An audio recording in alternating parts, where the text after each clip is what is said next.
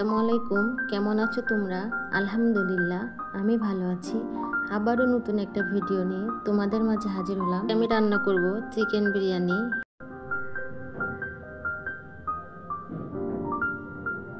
আমি মাংস হাড় সবগুলো ছোট ছোট করে কেটে নিয়েছি।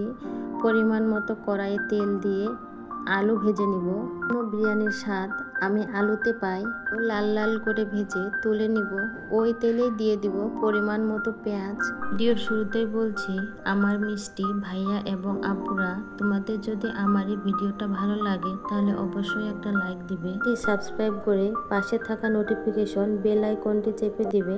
তাহলে ভিডিও ছাড়া মাত্রই তোমাদের কাছে সাথে সাথে পৌঁছায় যাবে। আমার প্রিয় ভিউয়ার্সদের বলছি, তোমরা যারা চ্যানেলটা সাবস্ক্রাইব করো তারা আবার সাবস্ক্রাইব তুলে নাও কেন? যদি সাবস্ক্রাইব তুলেই নিবে তাহলে সাবস্ক্রাইব করো কেন? আমি তো মনে করি এই প্ল্যাটফর্মে কেউ কারো সাহায্য ছাড়া সামনের দিকে অগ্রসর হতে পারবে না। এখানে যারাই আসছি আমরা সবাই একটা স্বপ্ন নিয়ে আসছি। আমরা যারা ছোট পরিবারের তাদের জন্য একটা লাইক, কমেন্ট, সাবস্ক্রাইব, একটা নতুন নতুন স্বপ্ন দেখাই। প্লিজ তোমরা কেউ এমনটা কখনো কারো সাথে করিও না। যদি কখনো কোনো সমস্যা হয় তাহলে আমাদের পাশে আমাদের চেনা মানুষগুলাই থাকে। এমন একটা প্ল্যাটফর্ম যেখানে সবাই অপরিচিত, সবাই সবার সাহায্যে সামনের দিকে অগ্রসর হয়, আর এর মধ্যেই সবার সাথে একটা ভালো সম্পর্ক হয়ে ওঠে। আমরা এতক্ষণে বুঝতে পারতেছ আমি কি রান্না করতেছি। এটাতে একটু পানি দিয়ে আমি ভালোভাবে কষায় নিচ্ছি। মশলাগুলো ভালোভাবে কষিয়ে নেওয়ার পর মাংস দিয়ে দিচ্ছি।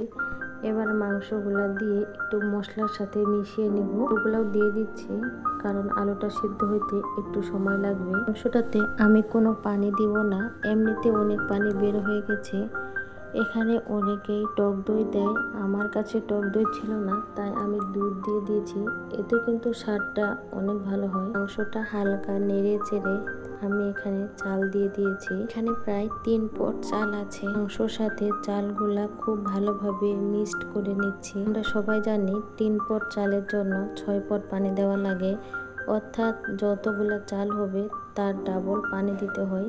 এখানে আমি গরম পানি দিয়েছি, সাথে কয়েকটা কাঁচামরিচ দিয়ে দিলাম। 5 মিনিট হাই হিটে রান্না করার পরে আমি চুলার আঁচটা একদম আস্তে করে দিব। বিরিয়ানির সমস্ত পানিটা শুকিয়ে গেছে। এখন আমি একটু ঘি দিয়ে দিব। ঘি দিলে বিরিয়ানির ফ্লেভারটা অনেক ভালো হয়। রান্নাটা ভারী হওয়ার ফলে আমার নাড়তে একটু কষ্টই হচ্ছে, কারণ এখানে হাতাটা অনেক ছোট। বড় হলে হয়তো বা সমস্যা হইতো না। ভালোভাবে নেড়ে চেড়ে দমে বসিয়ে দিব 15 থেকে 20 মিনিট। মধ্যেই চালগুলা খুব সুন্দরভাবে সিদ্ধ হয়ে যাবে। দেখুন এর মধ্যে রান্না হয়ে গেল ঝরঝরা চিকেন বিরিয়ানি। আপনাদের ভাইয়া এটা খাওয়ার পরে বলছেন, না তুমি বিরিয়ানিটা ভালোই রান্না করতে পারো। বাড়ির বউয়েরা পরিবারের জন্য কত পরিশ্রম করি, আর তাদের কাছে যদি একটা ভালো কথা শুনি তাহলে মনে হয় সব ক্লান্তি দূর হয়ে গেছে, তাই না? আজকে ভিডিওর মধ্যে অনেক কথা বলেছি, যদি আমার কথায় কোনো ভুল থাকে তাহলে অবশ্যই আমাকে ক্ষমা করে দিবে। ভিডিও দেখার আমন্ত্রণ জানিয়ে আমি এখানেই শেষ করলাম। আল্লাহ হাফেজ।